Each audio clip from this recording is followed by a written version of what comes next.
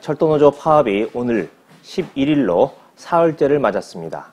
이에 대한 정부와 코레일의 대응은 초강수입니다. 파업 참가자 5,941명을 직위 해제했습니다. 경찰에 업무방해 혐의로 고소한 노조 관계자만 194명입니다. 여기서 그치지 않고 현 정부 들어 처음으로 대량 해고 사태가 벌어질 것이라는 우려마저 나오고 있습니다. 정부가 이렇게 강하게 밀어붙이는 데는 이번 파업이 불법이라는 전제에서 출발합니다. 물론 법대로만 한다면 정부 주장이 어느 정도 일리가 있습니다. 현행 노동조합 및 노동관계조정법은 근로조건의 결정에 관한 노사 간 주장의 불일치로 인하여 발생한 분쟁에 관해서만 파업 등 쟁의 행위를 할 수 있도록 정하고 있기 때문입니다. 정부는 자회사 설립이 근로조건과 무관한 만큼 불법이라고 단정하고 있는 겁니다. 하지만 반드시 그렇게만 볼 일은 아닙니다. 코레일은 KTX와 경인선만 유일하게 연간 약 5천억 원, 1천억 원의 수익을 내고 있습니다. 이 돈으로 다른 노선의 적자를 메우고 있는 거죠. 돈을 버는 KTX를 떼어내면 기존 빚에다가 적자 규모도 더 커져서 회사 사정이 쪼들리는 만큼 노동자들의 근로조건에 영향을 미칠 수밖에 없습니다. 이런 게 임금 몇 % 올려달라고 하는 것보다 훨씬 더 절박한 문제가 아니겠습니까? 합법 파업의 범위를 폭넓게 인정해야 한다는 게 학계의 최근 추세이기도 합니다. 게다가 철도노조는 나름 법을 지키기 위하여 애를 써왔습니다. 지난 7월부터 회사 쪽과 교섭을 벌였으나 의견 차이를 좁히지 못하자 지난달 중앙노동위원회의 조정과 쟁의행위 찬반 투표를 거쳤습니다. 철도가 공익사업장이므로 노동조합법에 따라 필수 유지 업무를 위한 노조원은 파업에서 제외시키기도 했습니다. 코레일이 노조원 194명을 업무 방해 혐의로 고소한 건 더 지나친 처사입니다.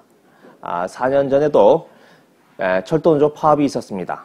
이때 정부와 코레일은 187명을 업무 방해 혐의로 고소했습니다. 그러나 노동자들의 집단적 노무 제공 거부를 통한 실력 행사, 이 파업이 업무 방해죄의 유력에 해당하는지에 대해 그 사이 판례가 바뀌었습니다. 대법원 전원 합의체는 2011년, 2년 전이죠. 이렇게 판시했습니다.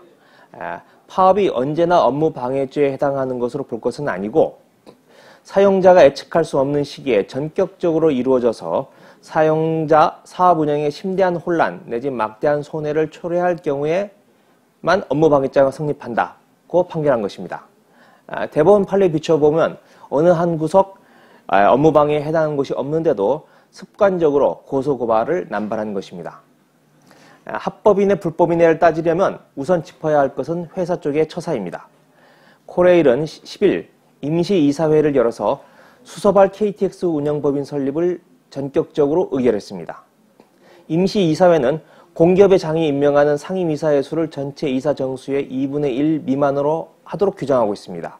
공공기관 운영에 관한 법률입니다. 그런데 현재는 코레일 사장이 임명하는 상임이사가 되레 과반수를 넘고 있어 원천 무효일 가능성을 안고 있는 겁니다. 그러니 코레일은 법의 이름을 빌려 노조를 탄압하려 할 게 아니라 대화를 통한 합리적인 해결책을 찾아야 할 것입니다. 마침 민주당 김한길 대표가 제안을 한 게 있습니다. 민영화를 포함한 철도 문제 해결을 위해서 여야와 노사장이 참여하는 사회적 논의 이유를 구성하자, 이런 겁니다. 박근혜 대통령도 지난해 대선 때 철도 민영화와 관련해 국민 합의나 동의를 강조한 바 있습니다. 정부와 코레일은 민주당의 제안을 진지하게 검토하는 게 마땅할 것입니다.